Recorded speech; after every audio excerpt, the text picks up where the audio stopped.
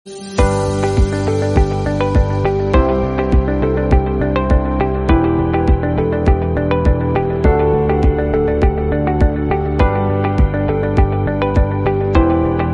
guys, how are you? I hope you will be fine. Last video में हमने मिले थे हम आपसे अबस्ट्रैक्ट नाउन के बारे में। आई थिंक आपको अबस्ट्रैक्ट नाउन पहचानने में कोई प्रॉब्लम नहीं होगी। आप अबस्ट्रैक्ट नाउन के बारे में समझ गए होंगे। आज उसके लेटेस्ट फैक्टर को देखते हैं, आगे चलते हैं। तो डियर स्टूडेंट्स, तो आज हम लोग उसका बारे में पढ़ेंगे जो है इम्पोर्टेंट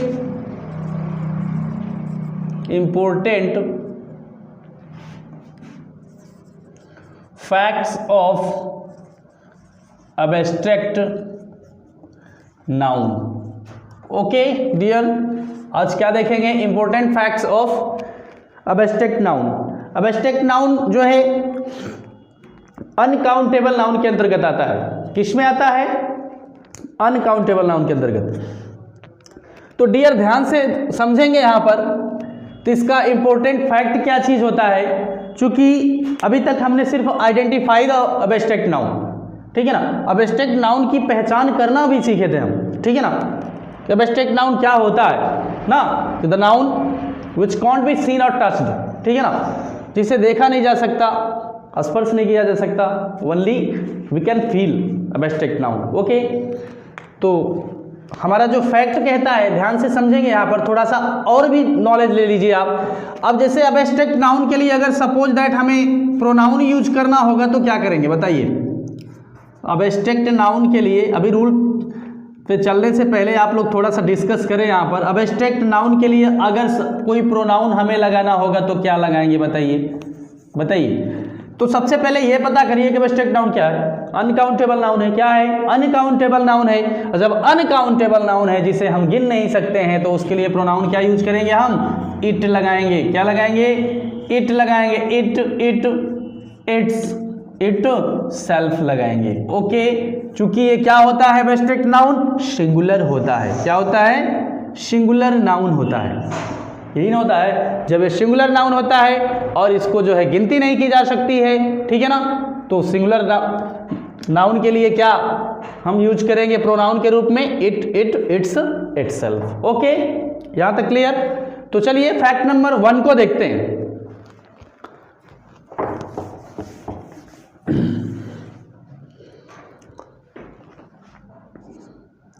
फैक्ट नंबर 1 हमारा क्या कहता है? Generally no article is used before abstract noun. Abstract noun. Okay, यहां पे ध्यान से समझेंगे। ये कह रहा है कि no article is used before abstract noun, ठीक है ना। ध्यान से समझेंगे यहाँ पे डियर कि किसी भी आर्टिकल का प्रयोग नहीं किया जाता है सामान्यतः। ये किस केस में नहीं किया जाता है, ठीक है ना? 90% केसेस में जो है ये नहीं मिलेगा आपको, ठीक है ना। किस केस में? 90% केस में जो है ये रूल जो है बिल्कुल 100% ऑथेंटिक रहेगा, ठीक है ना, नहीं मिलेगा। 10% अभी रिमेनिंग है, तो 10% जो रिमेनिंग है, ठीक है ना, वो आगे चल करके जो है खुद मिल जाएगा। तो यहां पे देखेंगे एग्जाम्पल के तहत, जैसे अगर मैं यहां पे कहूं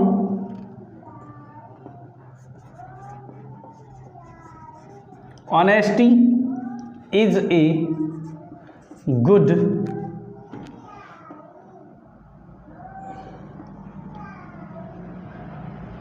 पॉलिसी, ठीक है ना, ऐसा भी कर सकते हैं हम। तो यहां पर देखिए द का प्रयोग नहीं किए हैं ना। अगर हम यहां पे कर दें the honesty is a good policy, तो बताइए इस 2 सेंटेंस में आप चर्चा करके बताएं कि इसमें कौन सा सेंटेंस सही है, कौन सा गलत है। तो सामान्यता के स्तर पर हमने क्या बताया कि no article is used before abstract noun, तो ये वाला सेंटेंस हमारा तो ऑथेंटिक है, लेकिन ये वाला एरर सेंटेंस है, ठीक है ना, गलत है, क्योंकि हमारा ये फैक्ट नंबर 1 कहता है, फैक्ट नंबर क्या क्या कहता है, 1 कहता है कि ये वाला सेंटेंस जो है ये एरर है। ओके, तो ध्यान से देखेंगे। अगर नेक्स्ट अगर एग्जांपल हम देखें, air is fresh in the morning, क्या dear, air is fresh in the morning. यहीं पे अगर हम फोर्थ सेंटेंस देखें, फोर्थ नंबर का, तो यहां पे कहा जाए अगर the air is fresh in the morning, ठीक है ना। तो यहां पर जो ये एयर क्या चीज है, अबस्ट्रैक्ट नाउन, ए एन जो बताएगा अबस्ट्रैक्ट नाउन को, क्या बताएगा, अबस्ट्रैक्ट नाउन को बताएगा, ए एन, क्लियर। तो इससे पहले क्या लगा है, आर्टिकल द लगा है, जो द से ये बताता है कि ये सेंटेंस रॉन्ग है, given statement is incorrect. Okay, यहां पर देखेंगे थर्ड नंबर कह रहा है कि air is fresh in the morning. Air का मतलब क्या होता है डियर, वायु, हवा। तो सुबह में जो हवा होती है वो क्या होती है, ताजी होती है, ठीक है ना, ताजगी होती है। तो ये सेंटेंस क्या है, ऑथेंटिक है। तो रूल नंबर फर्स्ट जो है समझ में आ गया होगा, ठीक है। तो चलिए सेकंड की तरफ देखते हैं। तो फैक्ट नंबर सेकंड क्या कहता है, ध्यान से पहले समझ लीजिए। हमने अभी उसमें क्या पढ़ा कि 90% जनरली जो है no article is used before abstract noun, लेकिन अभी 10% हमने बताया था कि 10% अभी रिमेनिंग है, क्योंकि 100% तो बात होती है ना, कोई भी चीजें होती है तो, ठीक है। तो 10% में यहां से ध्यान देंगे कि अब कहेगा कि आर्टिकल का प्रयोग अबस्ट्रैक्ट नाउन से पहले होता है। बात समझ में आ रही है। तो किस कंडीशन में होगा, ये चीजों को ध्यान से समझना पड़ेगा हमें, ठीक है। तो देखेंगे, ध्यान से समझेंगे।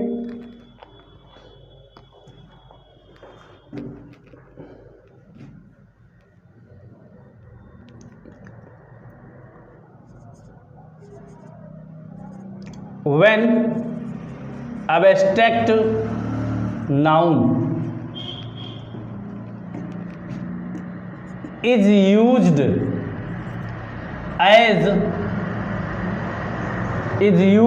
as special or particular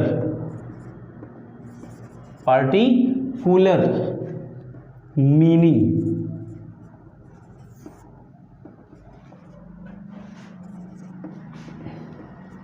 in the sentence, ठीक है ना।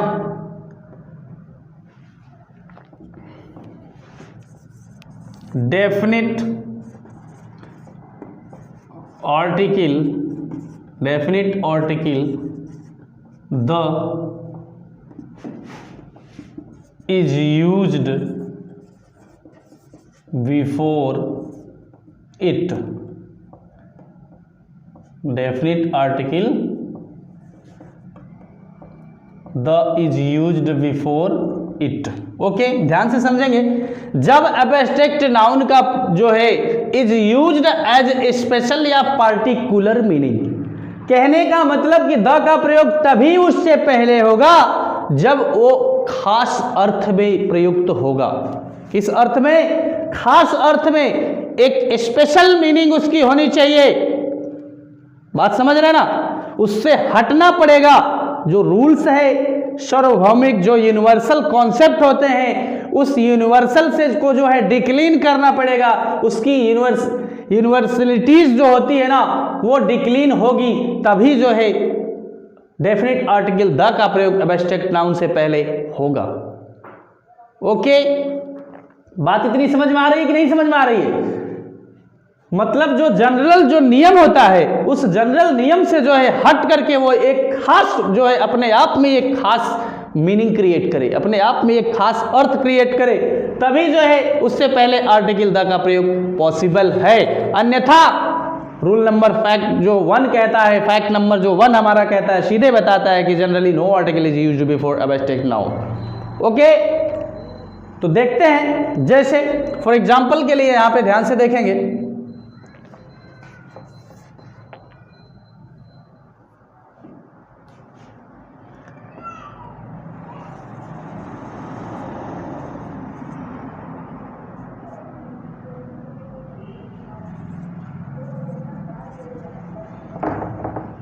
the smell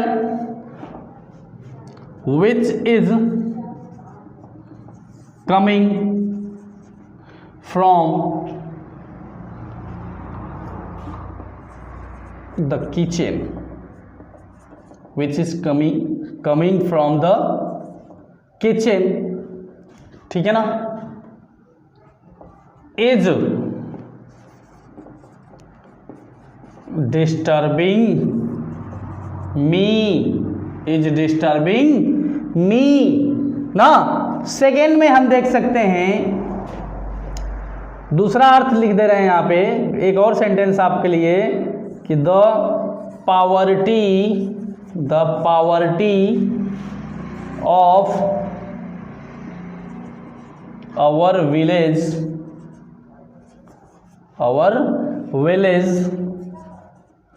हैज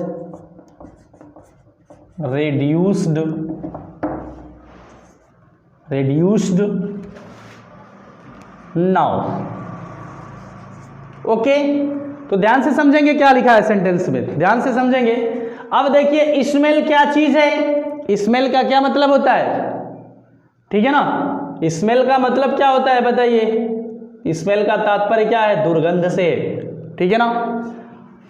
तो ये कह रहा है कि the smell which is coming from the kitchen, यानी वह सुगंध के हैं, दुर्गंध के हैं, चूंकि वो उस पर डिपेंड करता है किस प्रकार का यूज किया गया है सेंटेंसेस में, ठीक है ना। The smell which is coming from the kitchen, यानी वह दुर्गंध जो किचन से आ रही है, जो किचन से आ रही है, इज डिस्टर्बिंग मी, मुझे परेशान कर रही है। क्या परेशान कर रही है, वो दुर्गंध जो है, वो महक जो है, जो, ठीक है ना, जो महक आ रही है किचन से, वह मुझे क्या कर रही है, परेशान कर रही है। तो हर महक उस मुझे परेशान नहीं कर रही है, ध्यान से समझिएगा, ये क्या चीज है, एब्स्ट्रैक्ट नाउन है, एन। इस सेंटेंस में क्या स्पेशल बना दिया गया है, स्मेल को ना, कहां से, किचन से, तो सीमित कर दिया कि नहीं कर दिया गया यहां पे, बताइए, लिमिटेड हो गया ना। अब ये पूरा यूनिवर्सल तो नहीं है कि दुनिया की जितनी महक है वो सारी की सारी जो है हमें डिस्टर्ब कर रही है, ऐसा तो नहीं है ना। तो क्या हो गया, ये पार्टिकुलर हो गया कि नहीं, खास हो गया कि नहीं हो गया, बताएं। इस प्रकार से यूज में जो यहां पर द का यूज जो हुआ है वो बिल्कुल ऑथेंटिक हुआ है, सेंटेंस यहां पे बिल्कुल करेक्ट होता है। ओके, दूसरे सेंटेंस में देखेंगे, the poverty of our village, poverty का मतलब क्या होता है, गरीबी। ओके, हमारे गांव की गरीबी, हमारे गांव की गरीबी। Listen carefully with your own mind, then you have no problem to understand the further topics. Okay, remember one thing dear students, once ध्यान से समझ लीजिए, once you have completed parts of speech in English, then you have no problem to read English, you have no problem to face any examination, ठीक है ना, however academic or competitive, parts of speech is the powerhouse of English. Remember one thing, ये ध्यान से समझिएगा अच्छी तरीके से। The poverty of our village, हमारे गांव की गरीबी, कहां की गरीबी की बात कर रहा है, हमारे गांव की गरीबी। तो बताइए इस पॉवर्टी क्या चीज है, ए एन है कि नहीं है, ए एन का मतलब क्या है डियर, एब्स्ट्रैक्ट नाउन, बात को समझिएगा, एब्स्ट्रैक्ट नाउन, ठीक है ना।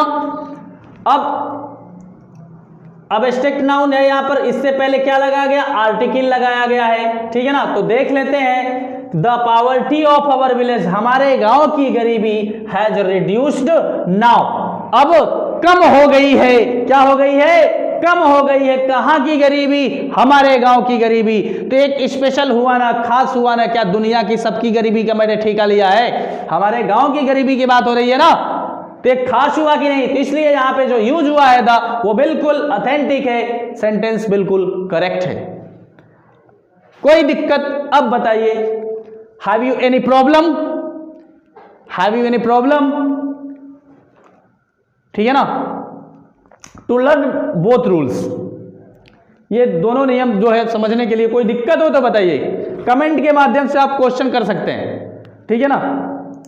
बस बने रहिए, आपको सीखने के लिए काफी चीजें मिलेगी, आपको लगेगा कि हमने कुछ सीखा है। ठीक है? इसको आप लोग चाहे स्क्रीनशॉट ले सकते हैं या फिर अब इसको जो है वीडियो पीछे करके आप लिखते जाएं, नोट्स बनाएं, नोट्स बनाते रहेंगे तभी मजा आएगा। 2, 3, 4 पेन का यूज करें, क्योंकि जितना कलरमेट रहेगा आपकी नोट्स पे उतना ही आपकी जो है माइंड डेवलप करेगी। ठीक है ना?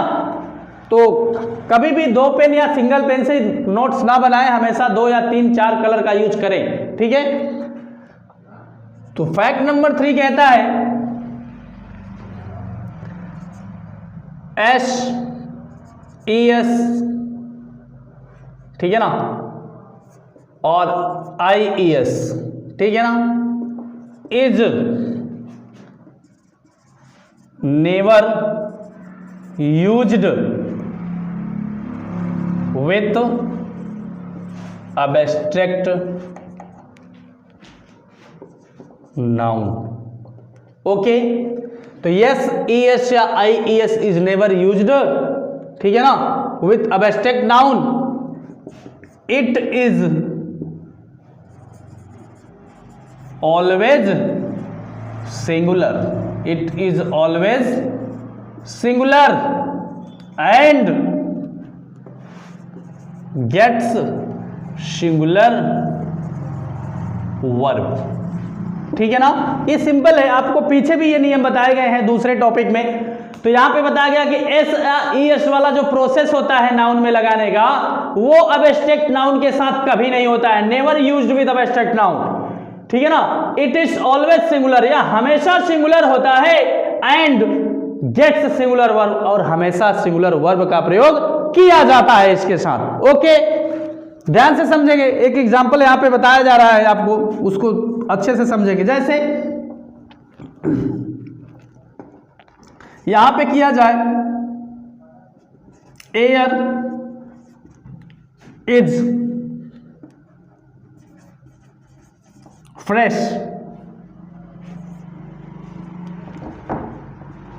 इन the morning, in the morning, ठीक है ना? यहां पे किया जाए, airs are fresh in the morning, ठीक है ना?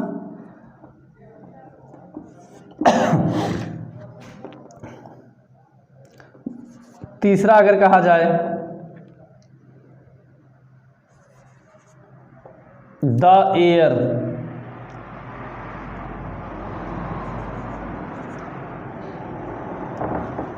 Is fresh in the morning. चौथा सेंटेंस अगर कहा जाए, air are fresh in the morning. अगर इनमें से कहा जाए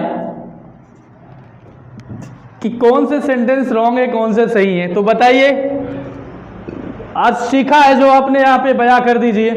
तो पहला वाला सेंटेंस को ध्यान से देखेंगे, air is fresh in the morning, ठीक है ना? एयर क्या है? अबस्ट्रैक्ट नाउन है, इसके साथ कौन सी वर्ब लगी है? सिंगुलर लगी है, SVE, आगे फ्रेश इन द मॉर्निंग। कोई दिक्कत नहीं है, बिल्कुल करेक्ट है।